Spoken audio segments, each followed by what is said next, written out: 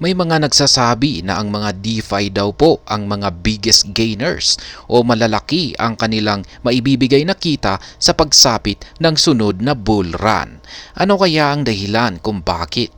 At ayan po ang bagay na siyang ating aalamin sa video na ito.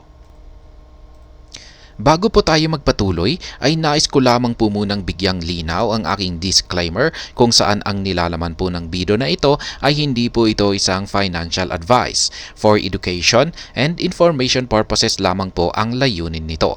Nais ko na rin pong magbigay babala na wala pong kahit anumang group chat ang Pinoy Crypto Trader.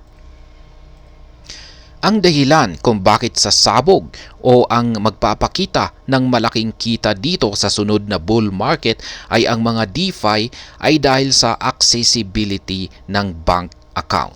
Ayon sa World Bank, nasa 1.4 billion na mga tao sa buong mundo ang wala pa ring access sa mga bangko o wala silang bank account. At ang karamihan po sa kanila ay mga taong mahihirap, walang gaanong pinag-aralan at sila ay nakatira lamang sa mga liblib na lugar. Kaya para sila ay magkaroon ng access sa mga bangko, kailangan talaga nila ng tulong mula sa kanilang mga gobyerno at mga private sectors na gusto talagang tumulong. Pero pagdating sa mga DeFi, ito ay tinatawag na blockchain-based form of finance, kung saan ay hindi nito kailangan ng tulong mula sa ibang mga central finance para magkaroon ng access ang taong gustong gamitin ito. Sa madaling salita, pwede kang magkaroon ng access dito nang walang kahirap-hirap. Tulad din ng mga bangko, ang DeFi ay meron silang mga features na lending at borrowing. Sa katunayan, ang ipinapakitang performance ng DeFi ay ikinagulat ito ng maraming mga traditional banking sectors. Dahil sa meron silang nakikitang isang potensyal na ang mga DeFi ang siyang sasabog at magbibigay ng napakalaking kita dito sa paparating na bull run.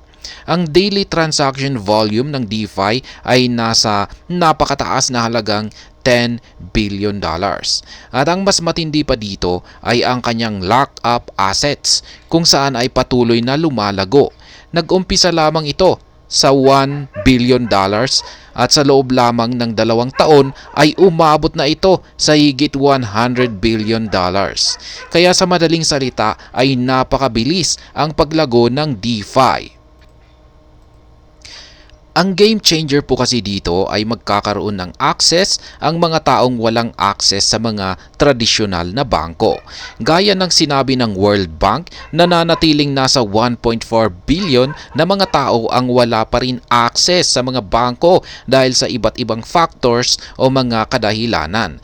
Pero sa tulong ng DeFi, ito po ang siyang magiging daan para ang mga taong ito ay magkaroon ng alternatibo sa mga traditional bank accounts. At hanggang dito na lamang po tayo sa video na ito mga ka-crypto. Sana po ay inyong nagustuhan ang aking paliwanag sa video na ito. Kung inyo po itong nagustuhan ay pakiclick lamang po ang like button nito. Para naman po sa mga bago lamang dito, kayo po ay aking inaanyayahan para mag-subscribe. Pakiclick na rin po ang bell icon nito dahil ito po ang siyang magsisilbing notification nito sa mga bago kong videos na akin pong ina-upload sa aking YouTube channel na ito. Marami pong salamat sa panonood. Ingat po tayo lagi at God bless po sa ating lahat.